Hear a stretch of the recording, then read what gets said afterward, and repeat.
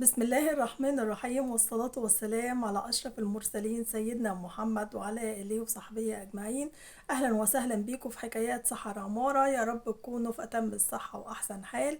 لو أول مرة بتشوفوني فضلا منكم يا ريت تعملوا اشتراك للقناة وتعملوا لايك وشير للفيديو وتكتبوا لي أحلى تعليق على القصة من عندكم، ونبدأ حكايتنا بالصلاة والسلام على سيدنا محمد وعلى آله وصحبه أجمعين. حكايتنا النهاردة عن بنوتة اسمها ولاء، وبيدلعوها يقولوا لها يا لولو. ولاء دي كانت عايشة مبسوطة في عيلة بسيطة. كان باباها سواق في شركة. جاله اللهم احفظنا المرض الوحش وما بقاش قادر يشتغل ولا يتحرك من مكانه. كان يا دوبك بيعمل جلسات الكيماوي طول الشهر، بيتعب. حالة باباها ابتدت تسوء يعني يوم عن يوم.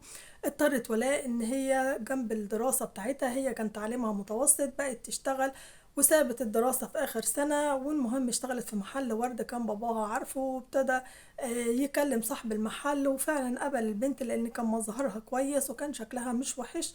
كانت مقبولة وروحها حلوة، وقالت له خلاص اعتمد عليا وشوف من هنا ورايح هجيب لك الزباين عاملة ازاي. المهم كان الراجل راجل كبير وكان فرح بيها جدا واعتبرها زي بنته، وكان بيعاملها فعلا زي بنته. والبنت بقت بتصرف اللي بيجي لها على قد باباها مع على معاش باباها.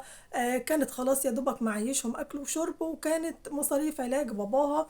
ومامتها كمان كانت بتشتغل من ناحية تانية، تروح تخدم حد في بيت، تنظف شقة. المهم لغاية ما حياتهم عدت على كده وباباها في يوم من الأيام توفى.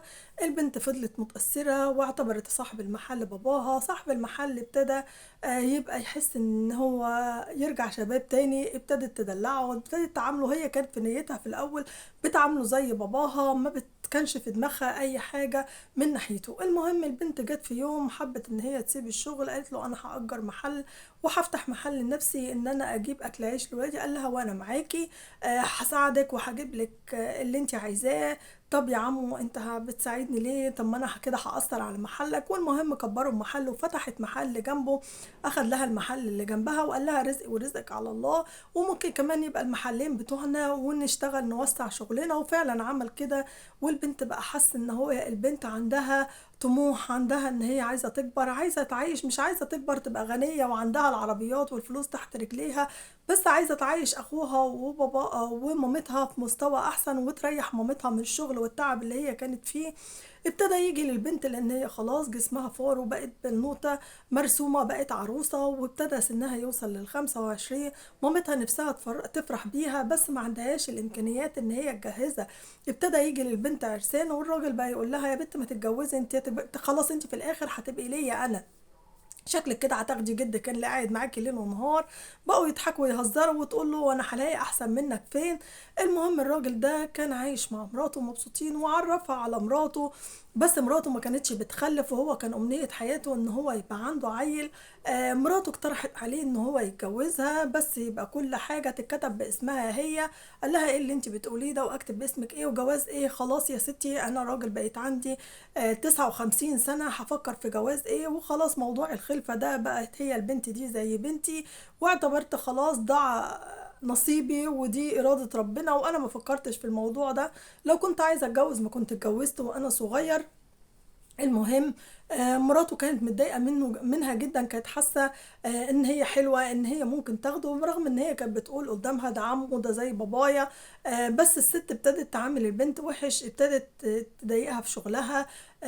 ابتدت تخلي صاحب المحل ياخده منها، بس هو طبعا كان بيقف في ظهرها. وكان بيروح يحكي لها كل حاجه. وفعلا عرف ان هي ورا الموضوع ان هم يسحبوا منها المحل او ان هم يعلوا عليها الايجار عشان ما تبقاش قادرة يبقى مستواها يبقى أعلى، أو إن هو يفكر في يوم من أيام إن هو يتجوزها.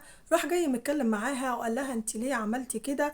قالت له أنا ممكن حاسة إن أنت ممكن تتجوزها وإن أنت مشغول بيها. قال لها ما أنت عرضتي عليا إن أنا أتجوزها وأنا رفضت. الراجل من هنا حط البنت في دماغه وقال خلاص، انا نفسي يبقى عندي عيل يورثني، انا عندي الفلوس كتير ومفيش حد يورثها. المهم اقنع البنت ان هو يتجوزها، بس يتجوزها في السر ما يقولش لحد. قالت له: لأ، أنا بنت صغيرة وأديك شايف بييجي لي عرسان، والحمد لله أنا عمري ما كان طموحي أكبر من كده، عايز تتجوزني يبقى الجواز على نور وإعلان وإشهار. قال لها: بس أنا مش عايز مراتي تعرف، أنتِ عارفة أنا نفسي في حتة عيل وعايزة أجيب منك عيل. قالت له: يعني أنت متجوزني عشان أنا أجيب لك العيل؟ افرض انا طلع فيا عيب وما جبتش العيل. قال لها: لا، مش هيطلع فيكي حاجه، بس انا نفسي يبقى عندي عيل منك، وفعلا حبيتك وما بقتش قادره استغنى عنك. انت مش شايفه معاملتي عامله معاكي ازاي؟ قالت له: ما انا عارفه. قال لها: بلاش كلمه عمو دي بقى. المهم البت ابتدت تدلع عليه، ابتدت تناديه باسم دلع وتقول له: يا ميدو، لان هو كان اسمه محمد. كانت رايحه وجايه تقول لي يا ميدو. ففي مره مراته داخله المحل ولقيتها بتقول لي يا ميدو، انهارت جدا وزعقت لها وبقت مبهدلاها في وسط المحل. والبنت بقت دموعها على خدها، ومن هنا ابتدت ان هي عايزه تنتقم منها وعايزه تهينها وكرشتها. قالت لها: بتكرشيني من ايه؟ ده مالي، انا شغاله في المحل اللي جنبه وجايه بساعده شويه ومفيش مشاكل. المهم الراجل زعق لمراته وكان متضايق جدا عليها. راح بالليل روح لمراته وجاب لها هديه ورضاها عشان تنسى الموضوع من دماغها، وقال لها: مفيش حاجه ما بيني وما بينها، وانا قلت لك قبل كده انا ما بفكرش في الجواز. طب انت عايزه ضمانات ايه؟ قالت له: تكتب لي المحل. قال لها: اما اكتب لك المحل انا ابقى ايه مستوايا وسط الناس؟ جوز الست اللي شغاله في المحل، هو انا منقصك حاجه؟ كان جايب لها خاتم قيم جدا وابتدى يراضيها، والمهم اقتنعت وقالت له: خلاص البنت ما تخشش المحل. قال لها: خلاص هي في محلها وانا في محلي، بس البنت بتجيب زباين والبنت عارفه تتعامل مع الناس، والناس انت من ساعه ما البنت اشتغلت معايا والمحل كبر والناس بقت زباينه اكتر وبقوا بيحبوا يجوا المحل. البنت بنت محترمه وانتي شفتيها وتعاملتي معاها، ده انتي اللي كنتي مختاراها عروسه ليا. المهم من هنا لهنا فضل يقنعها ويضيع من دماغها ان البنت ملهوش علاقه بيها، وفعلا طلبت منه ان هو يركب كاميرات عشان تشوفه طول النهار هو وهي في المحل. والمهم راح كلم البنت وقال لها: خلاص هي انا عايزها تنسى الموضوع ده. قالت له: خلاص تكتب لي انا المحل، انت شايف هي عامله ازاي؟ نبقى احنا الاتنين شركاء عشان لو جت في يوم من الايام تكرشني او بعد عمر طويل ما تخسر. قال لها: من غير ما تقولي انا كتبت المحل باسمك كله، حتى مش دلوقتي، بس بعد ما اموت هو اللي هتاخديه وهيبقى ملكك، لكن طول ما انا عايش انا عامل شرط ان المحل يفضل باسمي طول ما انا عايش، ده الشرط الوحيد. قالت له: خلاص تمام.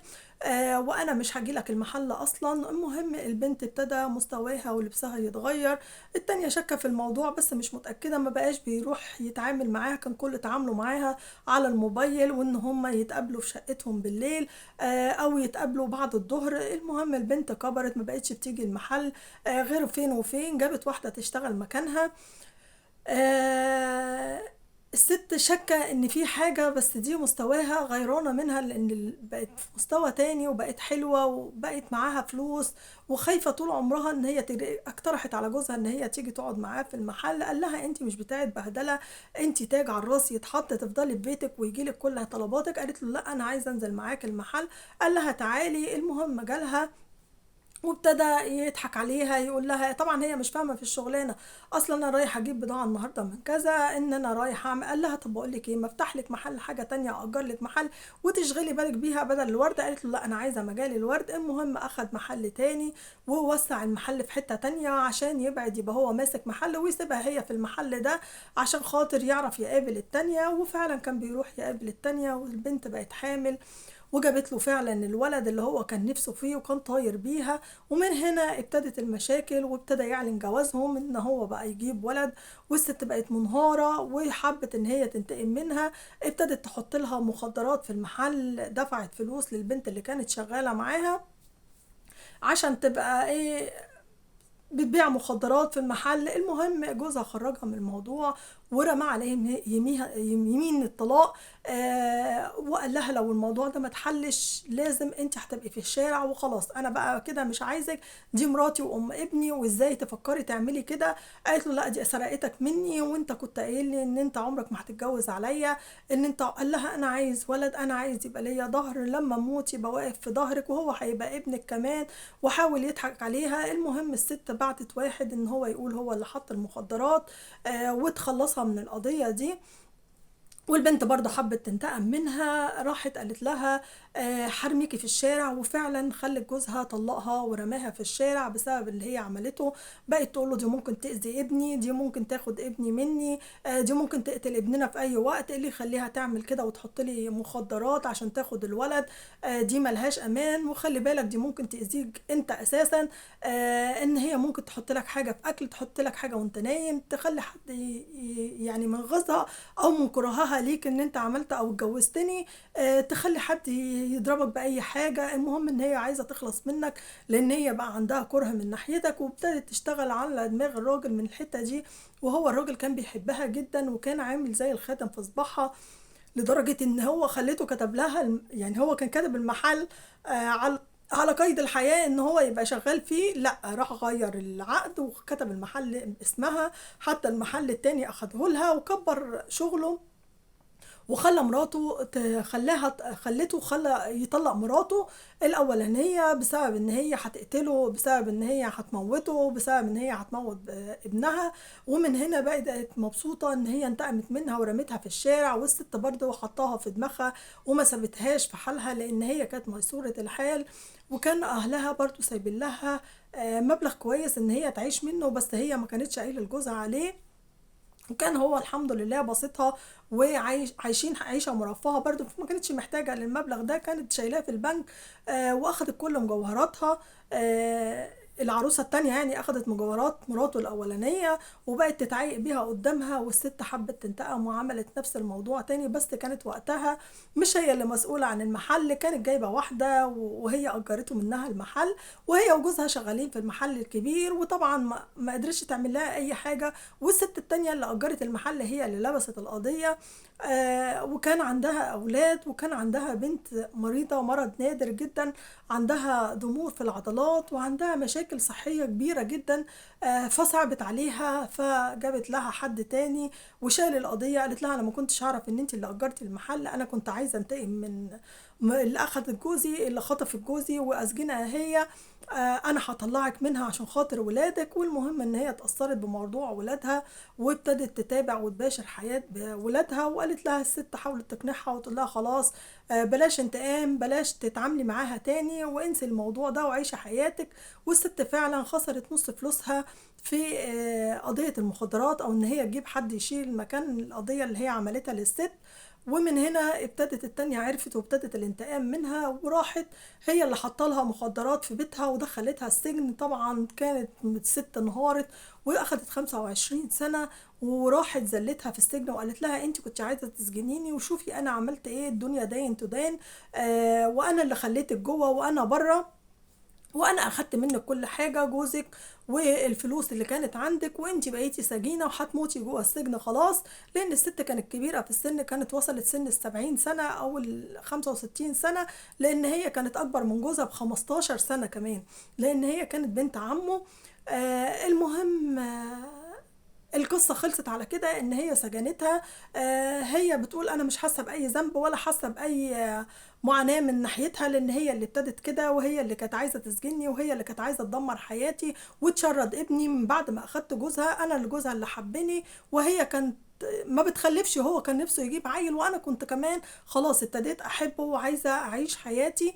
ومن هنا بدأت الخلافات، أنا كده ظلمتها لمّا سجنتها، بس هي اللي ابتدت والباقي أظلم. دي كانت قصتنا النهارده، يا ريت تقولوا لها هي المفترية والظالمة والّا مين الظالم فيهم، ومين اللي يستاهل العقاب أكتر.